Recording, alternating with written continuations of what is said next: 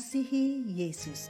Kata Yesus kepadanya untuk ketiga kalinya, "Simon anak Yohanes, apakah engkau mengasihi aku?" Maka sedih hati Petrus karena Yesus berkata untuk ketiga kalinya, "Apakah engkau mengasihi aku?" Dan ia berkata kepadanya, "Tuhan, engkau tahu segala sesuatu. Engkau tahu bahwa aku mengasihi engkau." Kata Yesus kepadanya, "Gembalakanlah domba-dombaku." Yohanes 21 ayat 17.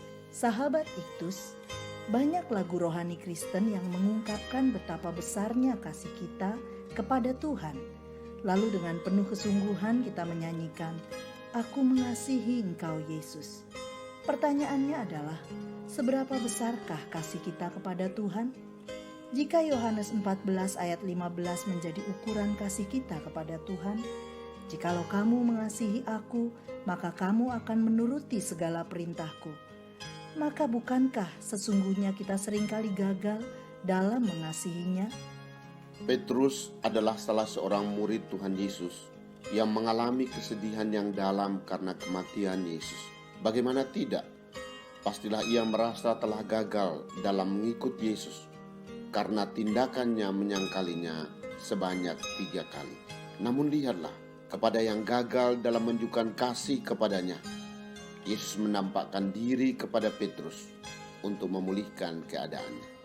Yesus mengajari arti mengasihinya dengan tujuan agar Petrus mengasihi Yesus bukan secara formalitas, bukan pula karena ikut-ikutan, tetapi mengasihi sesuai dengan apa yang dikehendaki Tuhan. Yang pertama, arti mengasihi Yesus, ayat 15 sampai ayat 17.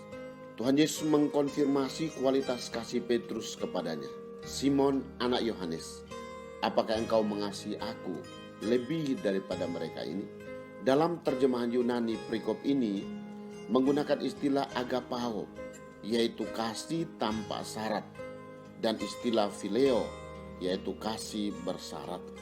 Ketika Yesus bertanya kepada Petrus, Yesus menggunakan istilah agapao, dan Petrus menjawab dengan kasih phileo. Hingga pada pertanyaan terakhir, Yesus bertanya dengan kasih phileo, dan Petrus tetap menjawab dengan kasih phileo.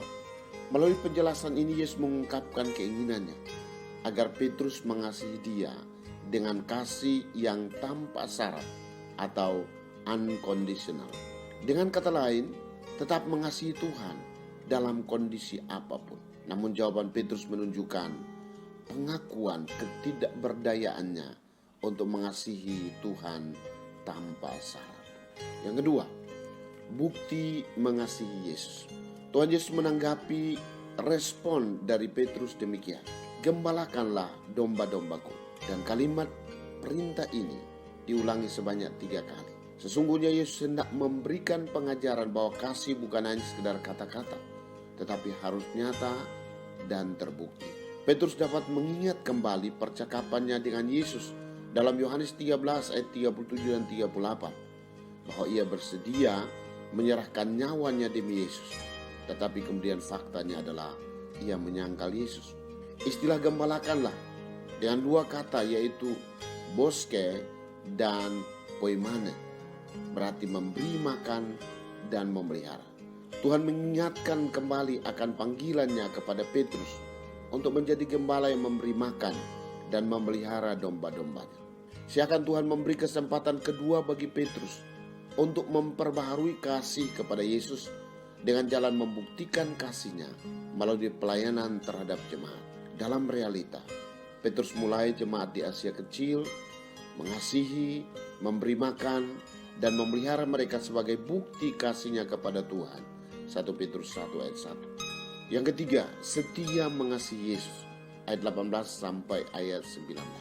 Pada kedua ayat ini, Yohanes memberikan penjelasan tentang kematian yang akan dialami oleh Petrus pada zaman pemerintahan Romawi Kaisar Nero tahun 64 Masehi. Sebagai bukti kasihnya kepada Tuhan Yesus, menurut catatan sejarah gereja, Petrus mati dengan cara disalib, dan ia meminta agar disalibkan dalam posisi terbalik, kepala di bawah. Ia telah melayani Tuhan secara luar biasa, berani menyampaikan kebenaran walau banyak orang yang menentangnya. Petrus telah memberikan pelajaran berharga kepada kita tentang kesetiaan dalam mengasihi Yesus, yaitu bahwa mengasihi Yesus bukan sekedar kata-kata, tetapi dibuktikan melalui pemberian terbaik, yaitu nyawa sekalipun.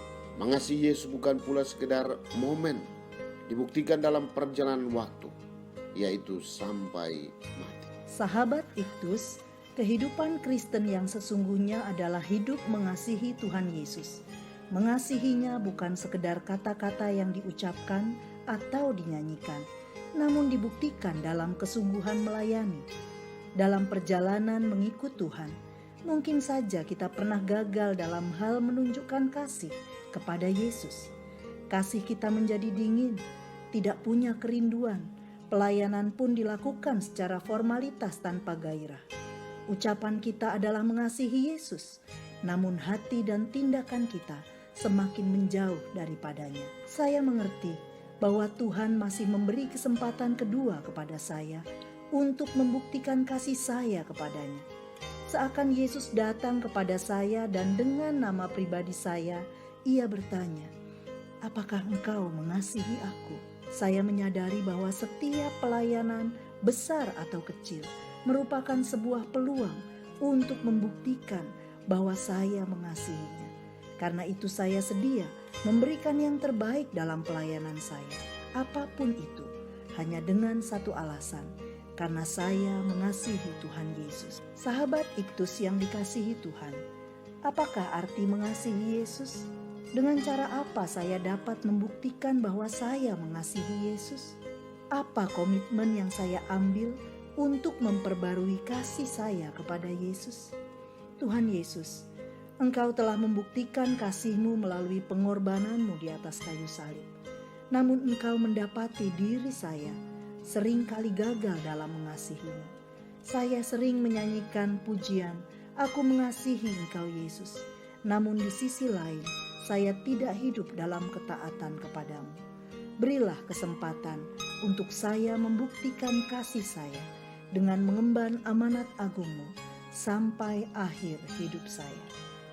Amin. Kasih bukan sekedar kata-kata. Kasih dibuktikan melalui kesetiaan sampai akhir. Kristuslah yang harus